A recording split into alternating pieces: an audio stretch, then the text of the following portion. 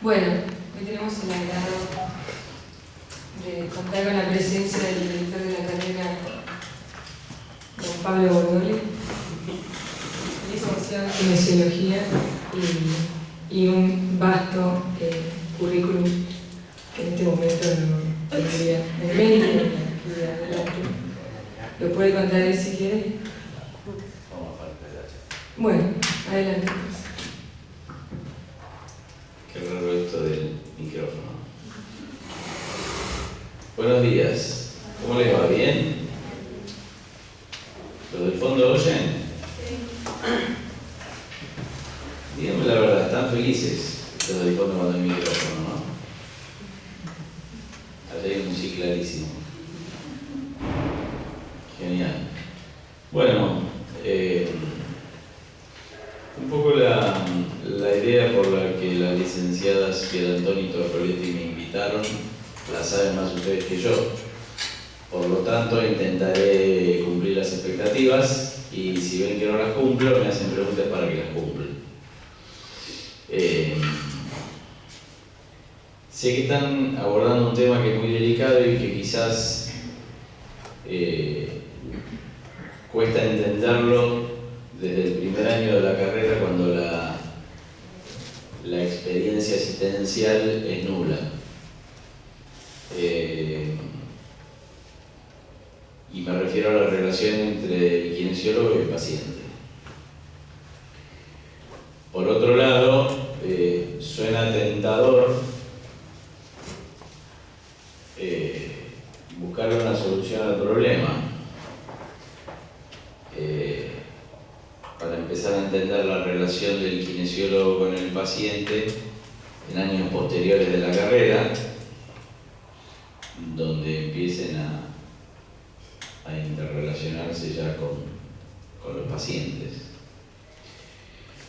Pero bueno, si Dios quiere, todo eso se hará, todo programa de estudios tiene la posibilidad de ser revisto y bueno, este año empezamos a hacer unos talleres de psicología con los alumnos de cuarto año que ya están involucrados en atención de pacientes en el Hospital Sati y en el Hospital ECAI de Patagonia. Y bueno, son actividades que vamos puliendo y que para mí resultan muy interesantes.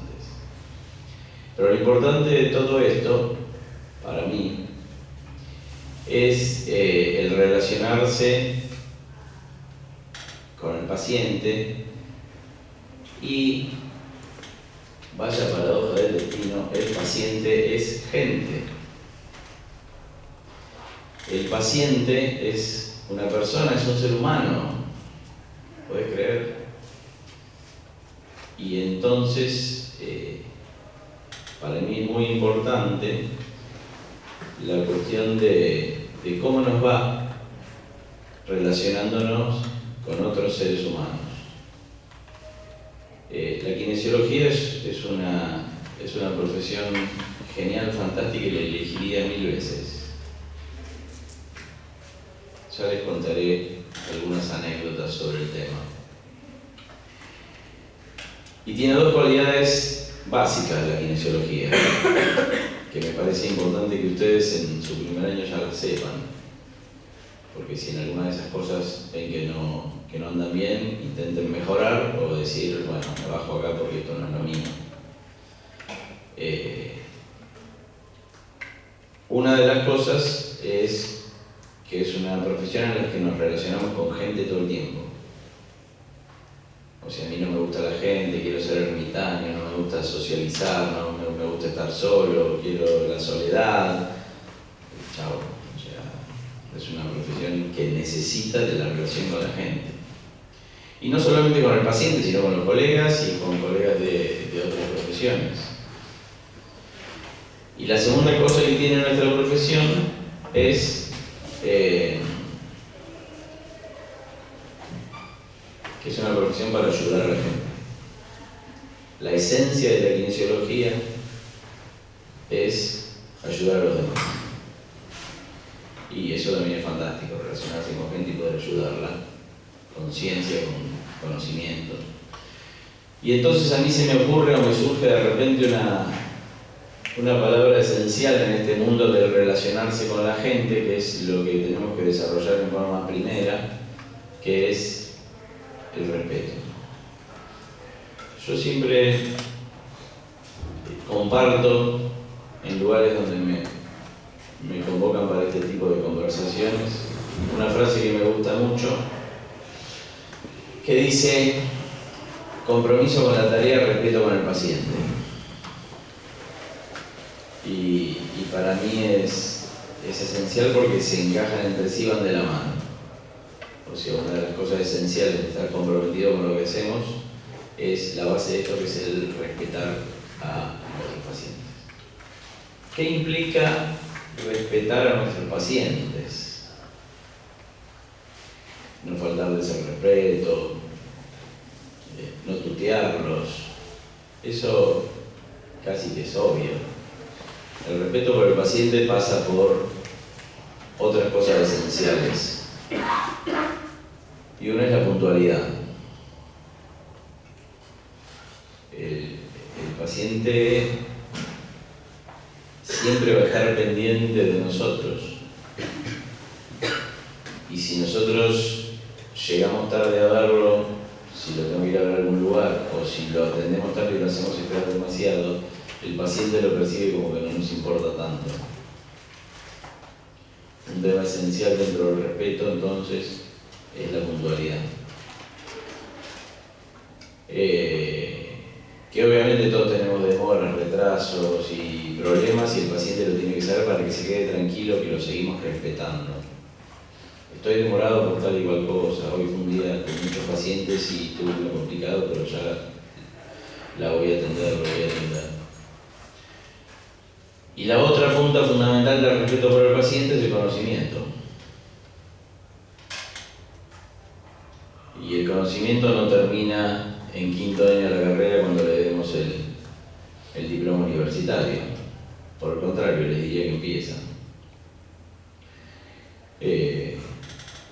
La mayoría de ustedes, si no los culpo, arrancan ahora y saben que les quedan, no me acuerdo cuántas materias son, pero 38.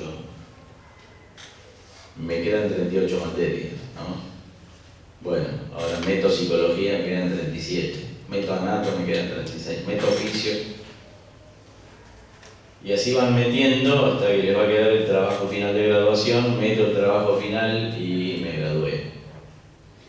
Y ahí es cuando empiezan a estudiar para saber, porque de repente se van a encontrar de alguna manera solos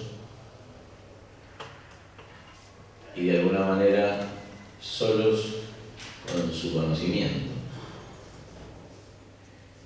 Y si el trayecto de 5 años fue solamente acumular materias aprobadas, el conocimiento va a ser muy poco. De alguna manera pueden interpretar todo esto que les estoy tirando en indirecta de que estudien y que les interese un poco más saber. No es la idea esencial de lo que estoy intentando decir, pero sí que en la formación de grado se intenta dar bases para lo que sigue después, que es seguir estudiando y seguir estudiando hasta el día en que decidan jubilarse, morirse o cambiar de carrera. Todas las profesiones universitarias están diseñadas para seguir estudiando todos los días de la vida. El estudiante universitario tiene que saber eso. Una vez que eligieron una carrera universitaria, tienen que estudiar siempre. Siempre hay cosas que cambian, que avanzan, que se modifican, novedades, y todo eso hay que estudiarlo siempre. Pero bueno, no me quiero ir del hilo esencial de todo esto, que es la relación con el paciente, y entonces en realidad uno se motiva para estudiar todo el tiempo para tratar mejor a los pacientes, para cuidarlos más, para estar más cerca de ellos. Cuanto más sé, más me animo a hacerle al paciente y más me involucro con el paciente. Cuanto menos sé, más me alejo del paciente. Aparte, nosotros los kinesiólogos tenemos una cosa genial para dejarnos del paciente, que son los equipos de fisioterapia. Con lo valioso que es el equipo de fisioterapia, con la ayuda fundamental que es en todos nuestros tratamientos, que forma parte de nuestro quehacer kinésico, la fisioterapia, y que aparte de somos la profesión, podríamos llamar experta en el manejo del tipo de fisioterapia, muchos de nuestros colegas los utilizan para alejarse de los pacientes. Bueno, lo enchufo en esto, que ni siquiera hace daño, y bueno, algo le estoy haciendo y así lo estudio. Y le estoy haciendo la aplicación de... Es más, podría enchufarlo en algunos que no se sienten nada y ni siquiera enchufar el aparato y ponerlos ahí un rato y ya está. Y bueno, y eso no está bueno porque en el fondo es una falta de respeto. Y uno cuando se recibe, y cuando recibe el diploma, hace un juramento. Y está bueno, si quieren el juramento está en uno de los cuadernillos de ingreso, no sé si se acuerdan, en la introducción a la biología, para ser más exacto. Entre las cosas que involucra el juramento es estar actualizado con los conocimientos, que en realidad, si no lo sabían a partir de hoy lo saben, eso incluye, o es la esencia de respetar a los pacientes.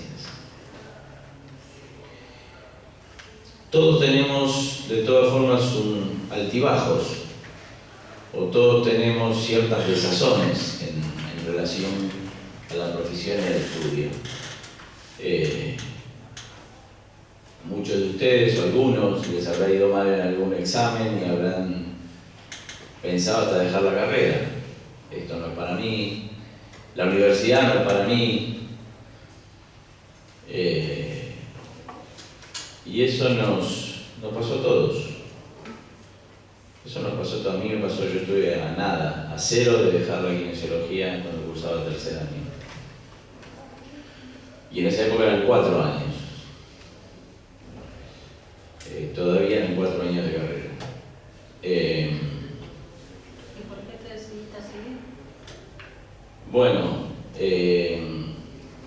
primero voy a decir por qué quería dejar, porque a mí me iba bien en todas las materias.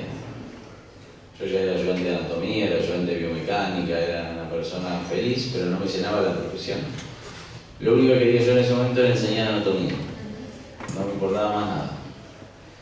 Y no me llenaba la profesión porque me había tocado hacer una práctica en un hospital donde lo único que se hacía era enchufar a los pacientes en aparatos y sin explicarme por qué.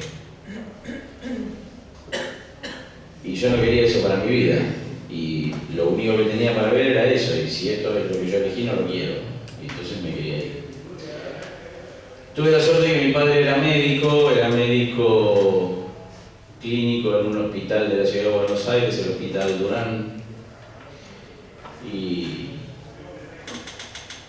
Y entonces él me presentó al jefe del servicio de kinesiología del Hospital Durán, un kinesiólogo joven, que a veces uno se imagina a los jefes o los directores o los que escriben libros así, tipo gente grande. Pero bueno, a veces nos toca a los jóvenes. Y entonces me acerqué a él y ahí en ese servicio tuve la suerte, que quizás algunos otros no tienen, de ver otra forma de hacer kinesiología. Del respeto por el paciente, del compromiso con la tarea. Y entonces decidí terminar la carrera y quedarme a trabajar en el Hospital Durán.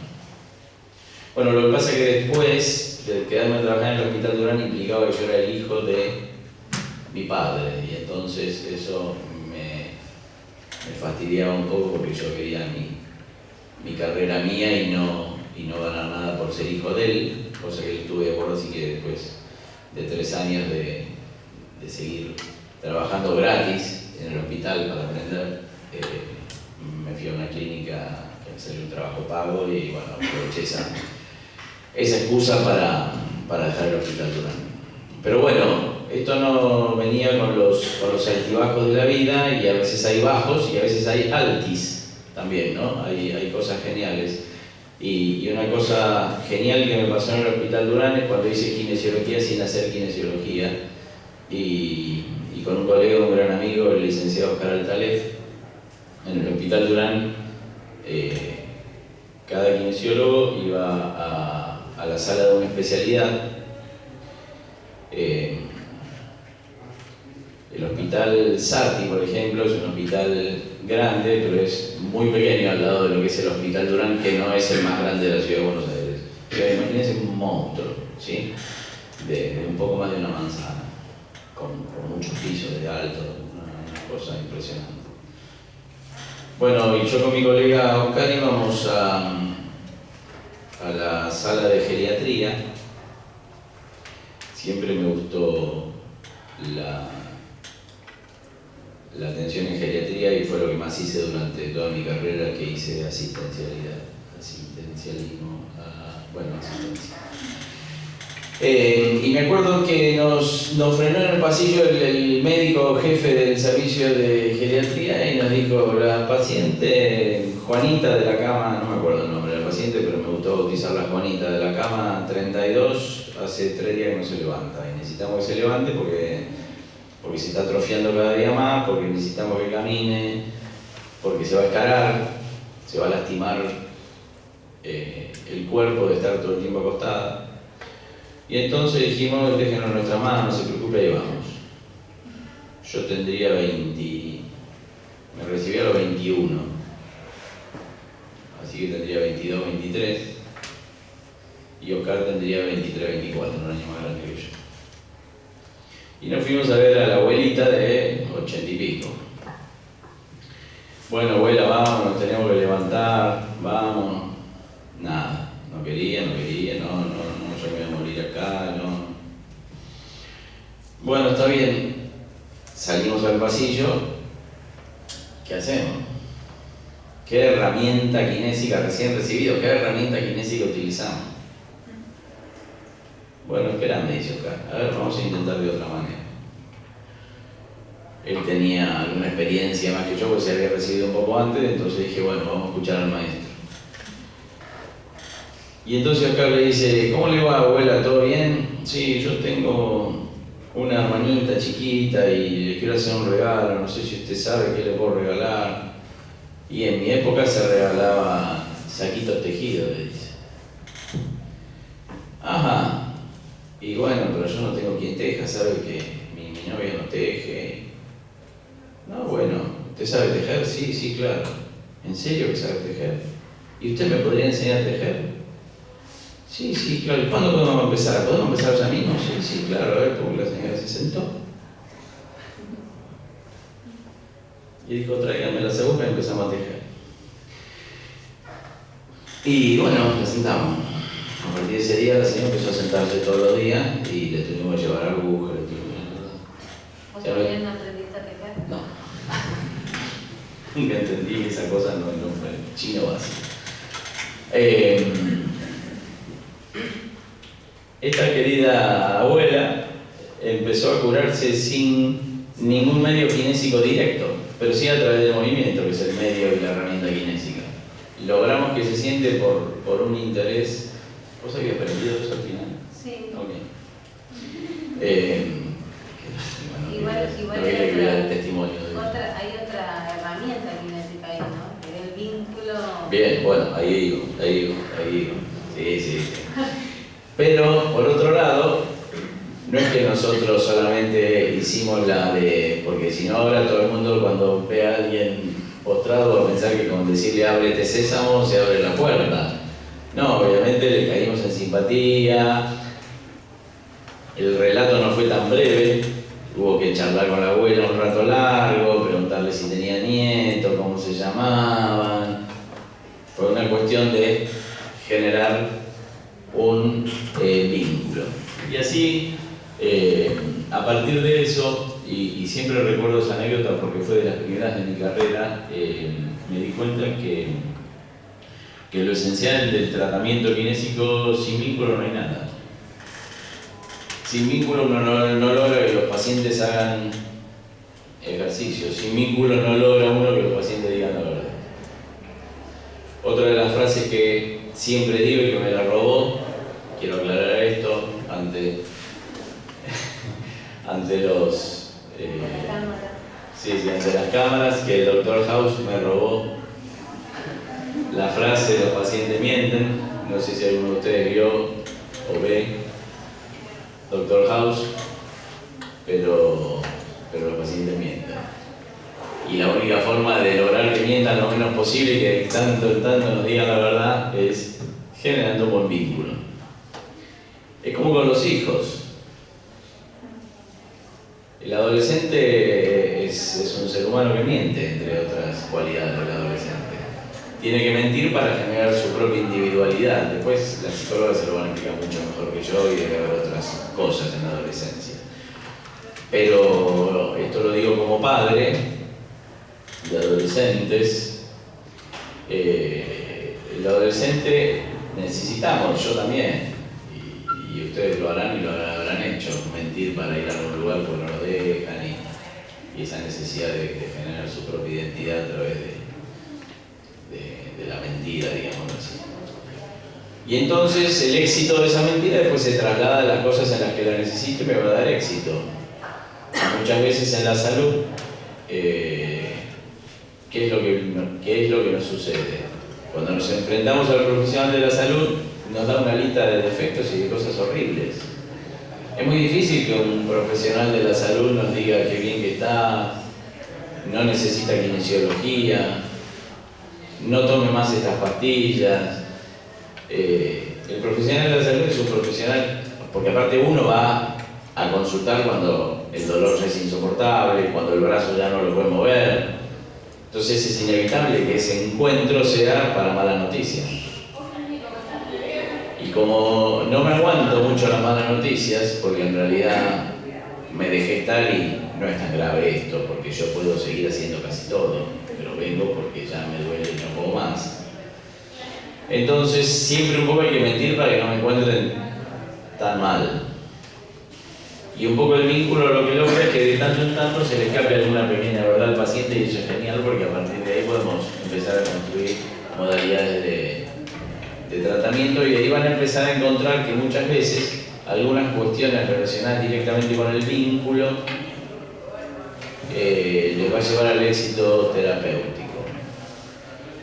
Obviamente, y yo digo obviamente por mí y no por la ciencia ni por la psicología, así que no me quiero meter en la teoría de las colegas, pero la óptima forma de vincularse es conversar. Y lo que les va a pasar cuando tengan pacientes es que si el paciente entra en confianza y además en la situación de acostado en la camilla que algo genera, porque aparte algunas técnicas psicológicas también usan el acostarse en una camilla y algo genera por más que se use, se deje de usar, sea viejo, sea joven, sea antiguo, la técnica del psicoanálisis y las demás, algo genera, no se puede negar. Y entonces el paciente en esa situación de confío porque me trata bien, confío porque nos caemos bien, confío porque esta situación me libera y puedo decir cosas porque estoy en otro lugar. El paciente empieza a contar cosas y a medida que cuenta cosas que le gustan. Durante una época se puso muy de moda, siempre de moda, vieron el paddle, el maxi kiosco, los pantalones chupín, modas de todo tipo.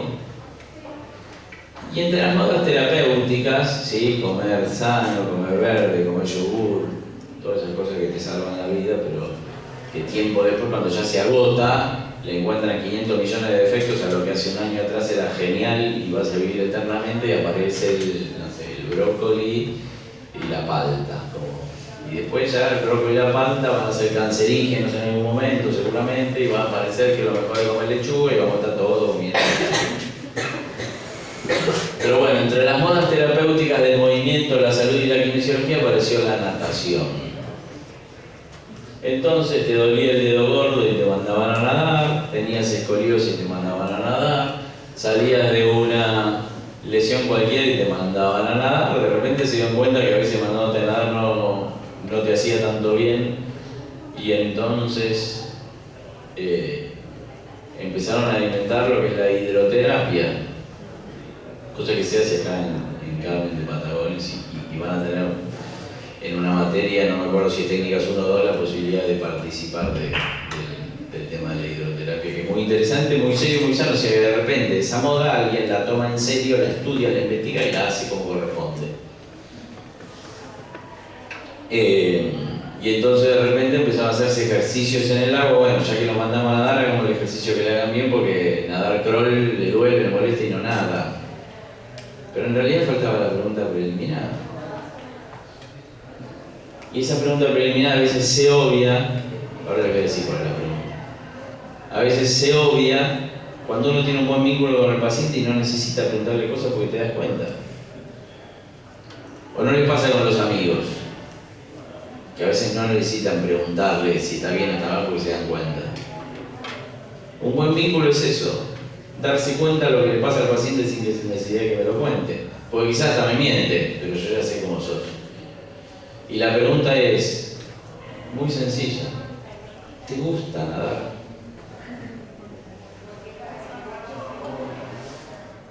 O sea, ¿cómo pretendemos que alguien se cure de algo mandándolo a nadar si le tiene miedo al agua o no sabe nadar, por ejemplo?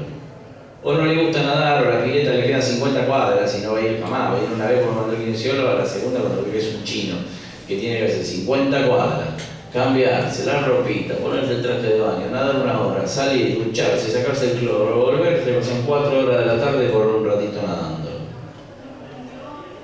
La próxima sesión, ¿con qué cara lo ves? Con una cara de orto que se la patea, así dicho en inglés. A veces uso el inglés porque es una lengua muy interesante para comunicarnos más directamente.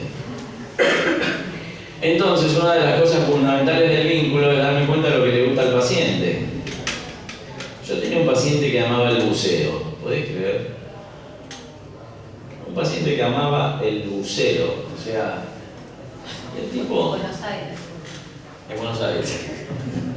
Y el tipo estaba, o sea, tenía como un contrato con su esposa. 2 veces al año se iba a bucear con un grupete de buceo. Bucear en serio, meterse profundísimo, mirar cosas lindas, buscar, qué sé yo. Y el tipo vino al consultorio porque tuvo un problema respiratorio, no me acuerdo ahora bien cuál fue, si fue una bronquitis o una neumonía, y había que hacerle ejercicio respiratorio para terminar de salir. Había estado internado y yo lo tenía en consultorio. Pero generamos un buen vínculo en las charlas. Cuando uno genera un buen vínculo, generalmente va por la música o los deportes. Suelen ser los mejores vínculos. No se generan los mejores vínculos si uno va hablando de la política, por ejemplo. Más difícil. Pero bueno, él en algún momento me contó que bucearía, yo le habría hablado algo de fútbol, que es una de las pocas cosas que conozco en la vida, y él me había dicho no tengo idea de lo que es el fútbol, me gusta el buceo, y entonces, bueno, hablemos de buceo. Yo tenía un paciente que no sabía nada de fútbol, pero como sabía que a mí me gustaba el fútbol, y yo lo veía los lunes, el lunes leía todo el suplemento deportivo del diario para tener algo que charlar conmigo. O sea, los vínculos llegan a eso, a veces. Y eso no lo curaba él, pero podíamos conversar mientras yo lo torturaba, le hacía doble, lo estiraba y qué sé yo. Pero bueno, la cosa es que el buceador un día me llama por teléfono, que tenía un problema en su oído y que el médico le había dicho que no podía bucear nunca más en su vida. Y él se tiró una pileta y cuando iba a la profundidad le dolía el oído. Y que si yo podía hacer algo, wow, el médico te dijo nunca más. El kinesiólogo, ¿qué te va a poder hacer, flaco? Y entonces, ¿cuál fue mi respuesta?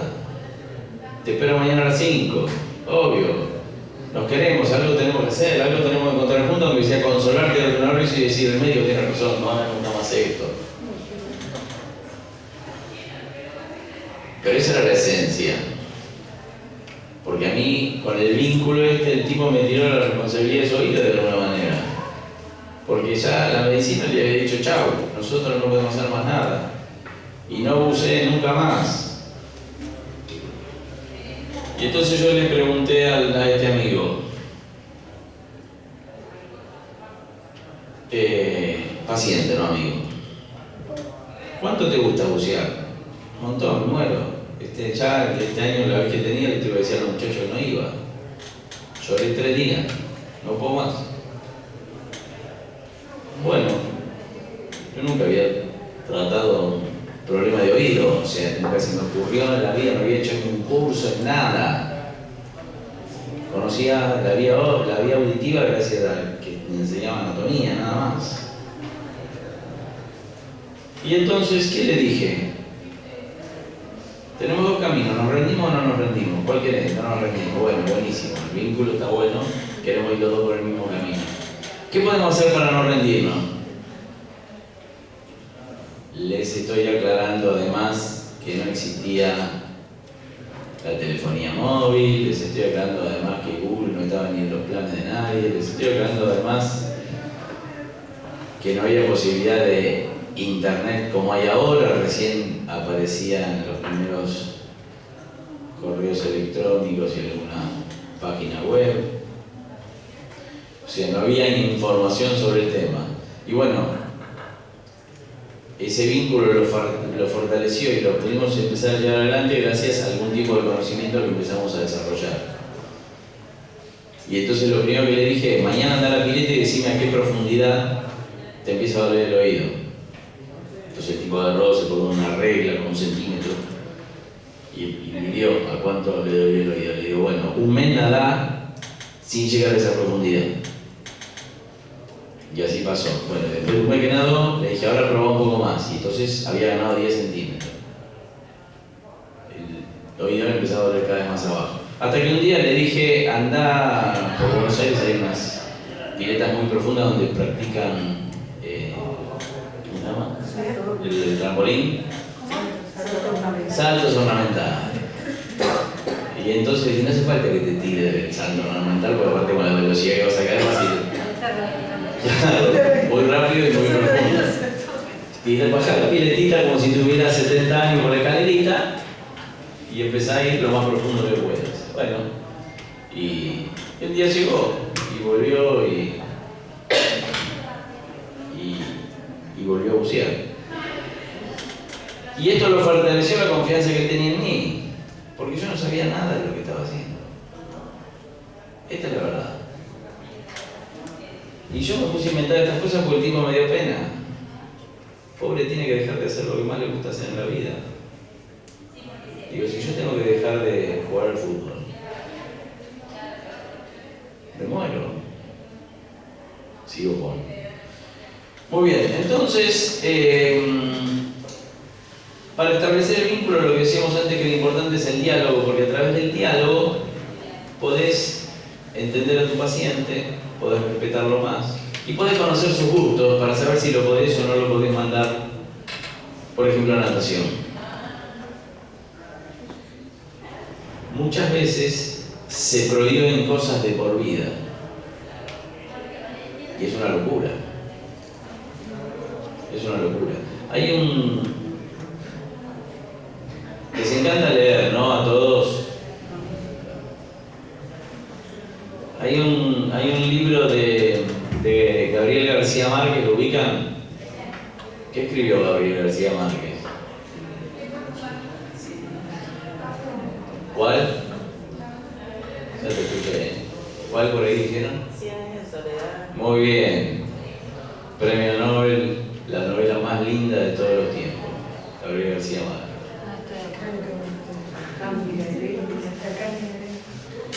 Es la que más me gusta a mí. Mi novela preferida. Yo colecciono, les voy a contar algo, colecciono distintas ediciones de 100 años de soledad. Veo un libro de 100 años de soledad que no tengo esa edición y me lo pago. Para buscar el contexto. Muy bien, Gabriel García Márquez, casi tan buen escritor como Waldo Soriano, escribió un libro que se llama 12 cuentos peregrinos. Y en ese libro de los 12 cuentos peregrinos, uno de los cuentos relata la vida de anciano que llegó a, no me acuerdo, pero 90 años, pongamos, mucha edad, cuidándose mucho porque la medicina le había prohibido un montón de cosas. Le había prohibido el café, le había prohibido el alcohol, después le prohibieron las carnes, después le tomaban montones de pastillas, la sal, obviamente, le prohibieron. El tipo dijo, llegué a los 90 años, ya está, o sea, vamos a darme estos gustos de todo lo que me prohibieron y después me muero y listo. Y entonces empezó a tomar café, empezó a comer carne, empezó a ponerle sal a la comida y siguió vivo. Nada de eso que le habían prohibido lo había matado. Todo eso lo tomé como enseñanza para las prohibiciones eternas de la medicina. Porque la medicina en definitiva es una herramienta impresionante y si uno logra un buen vínculo con el paciente te obedece a rajatabla. Y entonces a veces uno puede prohibir algo, no creo que de por vida, pero durante un tiempo hasta que el cuerpo se restablezca. Pero la esencia de la prohibición está justamente en el vínculo. Hace poco uno de mis sobrinos juega al rugby y se desgarró los aductores. Tío, me duele acá, me parece que me desgarré, tuve que salir, bla, bla, bla. Le digo, mirá, esperá 48, 72 horas, si te sale un hematoma y mandame una foto del hematoma. Y vemos cómo seguimos, igual vive cerca, pensaba ir a verlo, porque hasta que no esté hematoma no tiene sentido. Y a las 48 horas me envió una foto de un mulo negro, todo negro, le juro que era todo negro, una cosa impresionante. Cuanto más hematoma, más grave la lesión.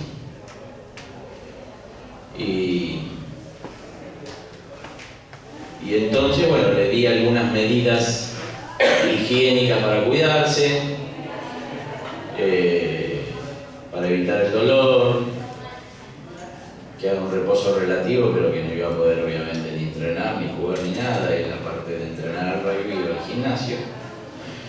Y entonces le dije, sabiendo que es entrenado, tiene 19 años, hace eso, su curación iba a ser rápida, o sea, yo suponía que en 10 días eso tenía que estar bien. Pero ¿qué pasa si yo le digo en 10 días vas a estar bien? En el día 11 o en el día 10 el tipo ya puede estar entrenando y jugando. Entonces yo le digo, puse cara de esto es grave, hay que cuidarse.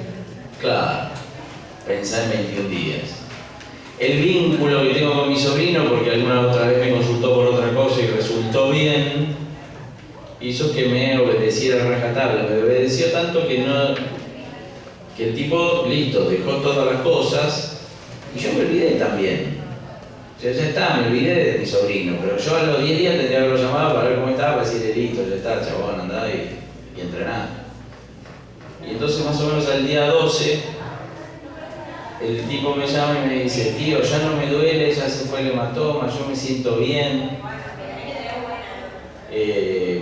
Quería saber si quizás podía probar solamente ir al gimnasio, hacer miembros superiores, pero te prometo que... Yo le dije, no, andá y empecé a entrenar allá de nuevo, matate, fíjate que lo que hagas no te duela, si te duele avisame, vemos cómo evolucionamos, está curado listo.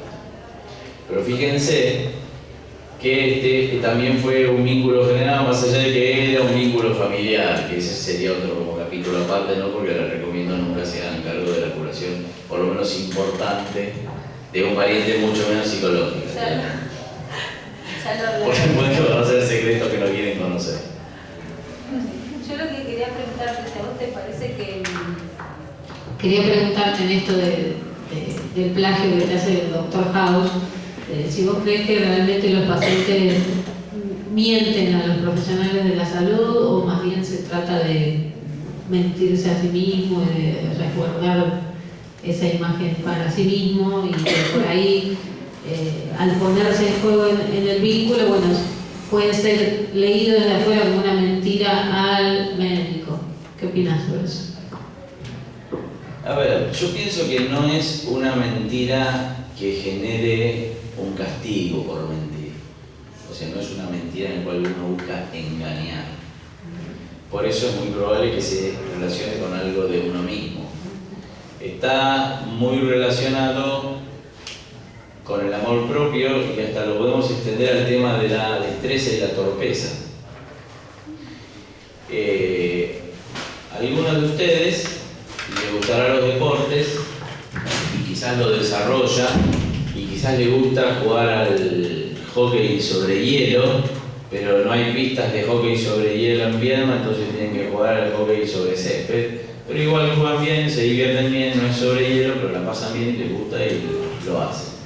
A otros les gustará el hockey sobre césped, pero cuando van a agarrar el palito no lo pueden ni sostener, no le pegaron nunca la pelota, y entonces, en lugar de elegir el camino de voy a entrenar, voy a ver cómo puedo hacer para dominar la pelota, y qué sé yo, eligen el camino de no, este deporte es horrible, es una cagada que jugar al vóley. ¿Está? O sea, en lugar de luchar contra mi propia torpeza y tratar de vencerla, lo que hacemos es negarlo, dejarlo, decir que eso es horrible y que me quede ahí contra mí. ¿No te gustaba el hockey a vos? No, nunca me gustó. A mí, vóley, toda la vida vóley. Y el vóley no le gusta tanto, pero es más fácil agarrar la pelota con las manos y entonces la torpeza se disimula.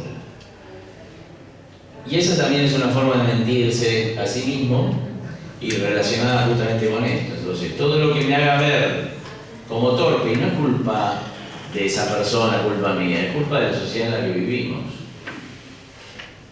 Yo diría el funcionamiento del aparato psíquico, por ejemplo. ¿Qué tiene que ver con el funcionamiento del aparato psíquico? Porque la sociedad en que vivimos, ¿no? También. Depende del funcionamiento del aparato psíquico. Influye. Es la parte externa del aparato psíquico. No precisamente. Bueno, entonces, volvamos a la pregunta de la licenciada María Piedantoni. Yo creo que el paciente miente para ocultar sus propias debilidades, torpezas, para que no me digan que estoy tan grave. Pero cuando uno logra un vínculo, con el tiempo el paciente, aunque no quiera, deja o se le escapan cosas que vino ocultando. La situación de tratamientos largos a la que muchas veces estamos los kinesiólogos con pacientes hace que nos empiecen a contar cosas de su vida que no se la cuentan ni a la familia, y ahí empiezan a saltar algunas verdades que, si estamos atentos al vínculo y a lo que nos cuentan los pacientes, empezamos a darnos cuenta por qué le duelen las lumbares, por qué le duelen las cervicales, por qué se le torcieron las rodillas.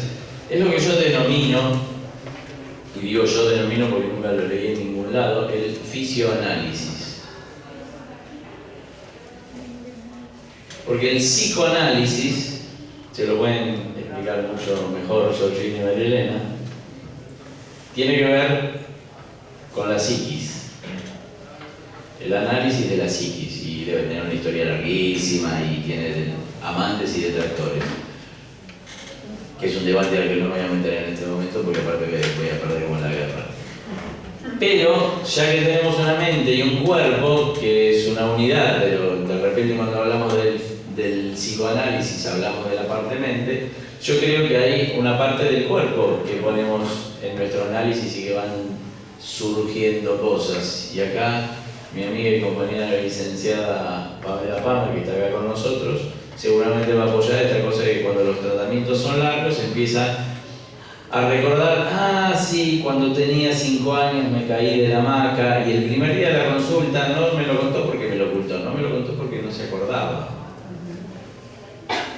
Pero con el paso del tiempo y el trabajo corporal y empezar a sentir, porque nosotros le hacemos sentir a los pacientes, muchas veces vamos a hacer maniobras kinésicas que traigan dolor, y no está mal, porque aparte el dolor de algunas partes del cuerpo nos hacen percibirlas y sentirlas mejor. Y entonces, al acordarme que tengo esa parte del cuerpo, y esa parte del cuerpo está el coxis, la cadera, la rodilla o el codo, me acuerdo que cuando tenía 6 años en el colegio me pegó con un bochazo, pero claro, a esa edad somos de goma, no nos duele nada, queremos seguir jugando. y enseguida se cura, ya está. Pero muchas veces esas deformidades quedan y a lo largo del tiempo después el cuerpo las cobra. Y entonces el vínculo con el paciente también nos ayuda a descubrir cosas que ni el mismo paciente conoce.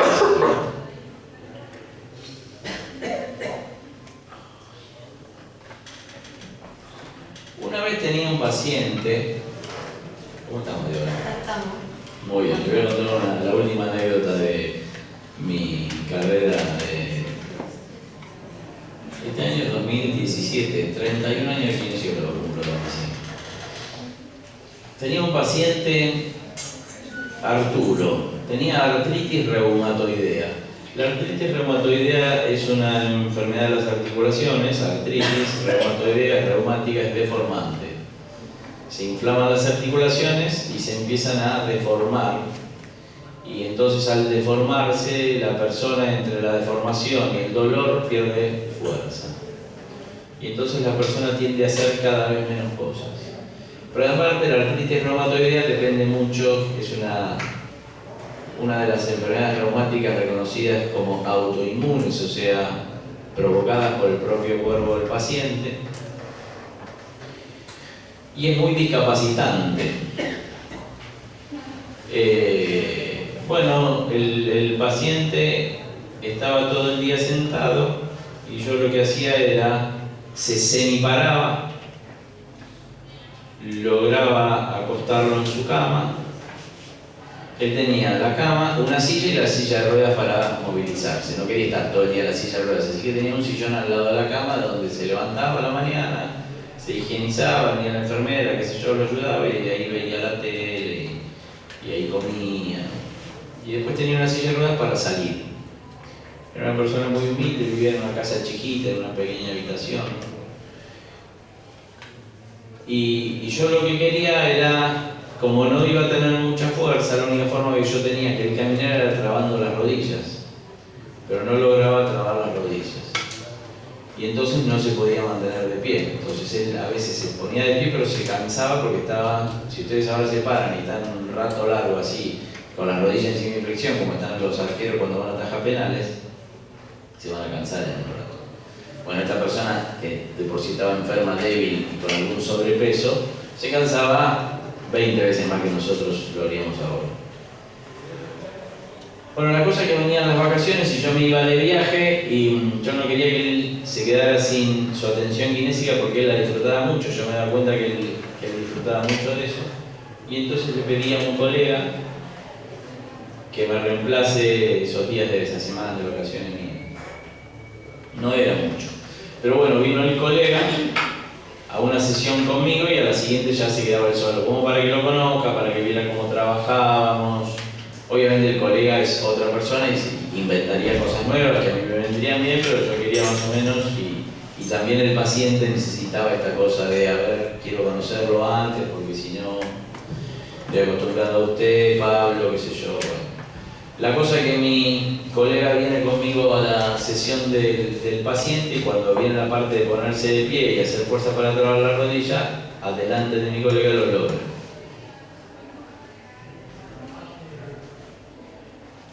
Su amor propio, y para demostrarle, y esto contado por él después obviamente, a mi colega que trabajaba mucho y bien, mire que su colega es muy bueno, tanto que puedo trabar la rodilla.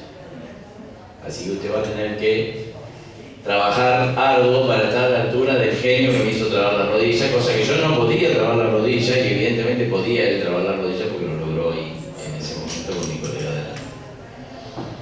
Bueno, toda una serie de cosas la van a encontrar no en mi sitio, no en mi canal de YouTube, sino en su vida como profesional, así que espero que tengan paciencia, que aguanten este primer año que suele ser arduo y difícil, pero que lentamente y sobre todo a medida que conozcan a los pacientes lo van a saber, o espero que aprendan a disfrutarlo mucho y bien. Así que no se olviden del concepto del compromiso con la tarea, pero sobre todo el respeto por el paciente, y la mejor forma de respetarlo es conocer y aprender.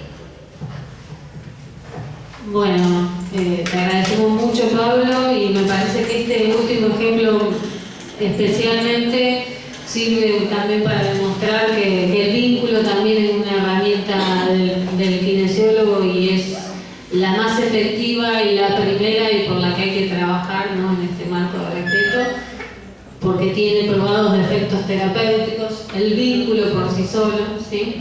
Y bueno, y agradecemos la presencia de Pablo que se molestó en venir hoy y contarnos su experiencia, y con esto damos por finalizada la cursada. El viernes vamos a venir solamente para consultas y los chicos que yo puse que tienen que venir hoy, acercarse a hablar, que si hay alguno más, por favor ahora en un momento lo esperamos. Y bueno, consultas que quieran hacer, el viernes vamos a estar, pero de 8:30 a 9:30, porque después a las 10 nos vamos para el campus para cerrar las actas. Bueno, nos vemos. Adiós.